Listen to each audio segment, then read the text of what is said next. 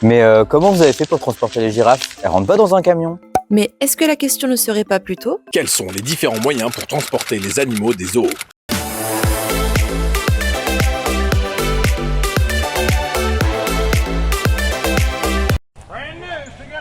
Alors, quelqu'un a une idée? Alors moi j'ai pensé à...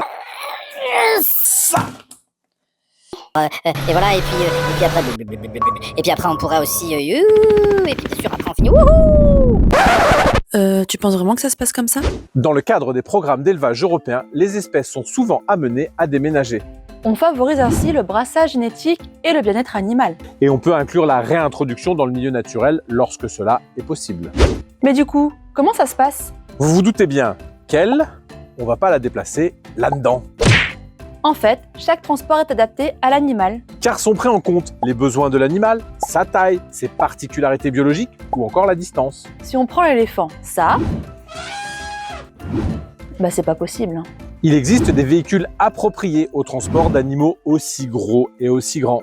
Si on part maintenant du côté des grands félins ou des animaux dangereux, on va penser à la sécurité. L'idéal, du coup, c'est une double porte. En plus d'un renfort métallique. Et qu'en est-il des oiseaux? Pour certains, on va installer des perchoirs pour que l'animal soit confortablement installé et ne s'abîme pas le plumage. Pour d'autres, une caisse suffisamment haute pour tenir debout. Et maintenant, on va parler de tous ces animaux-là. On va utiliser ce genre de caisse en polystyrène. L'intérêt, c'est qu'il va conserver la chaleur. Pour les serpents, on les met dans un sac avant de les mettre dans la boîte en polystyrène. Pour les insectes, afin de minimiser le stress, on peut même les transporter sous forme d'œufs. Bon, le matériel adapté, c'est bien, mais il n'y a pas que ça à prendre en compte. En fonction de la distance, il faut prévoir suffisamment d'eau et de nourriture. Bon, c'est l'heure de la pause. Faut sortir l'hippopotame. C'est ton tour. Effectivement, des pauses régulières sont obligatoires afin de s'assurer que l'animal se porte bien. Eh bien nous, ici, on a une personne en charge de tout ça. Il s'agit de Nicolas. Alors moi, je suis gestionnaire de plans d'espèces. Je suis le relais en fait entre le zoo et les différents coordinateurs de programmes européens. Je suis le relais aussi avec les autres zoos, qui soient français, européens, voire même mondiaux parfois. Alors pas totalement. Moi, je vais faire les propositions de nouvelles espèces.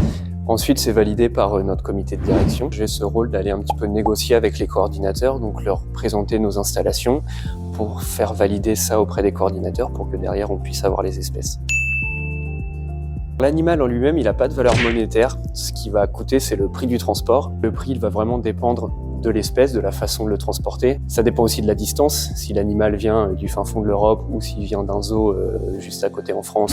Pour les girafes, il existe des véhicules, camions ou remorques avec une taille adaptée. Véhicule qui possède un dispositif capable de s'abaisser. La girafe étant toujours transportée debout, elle va baisser sa tête au moment où le dispositif s'abaissera. Entre autres pour passer sous les ponts. Et du coup, si on reprend...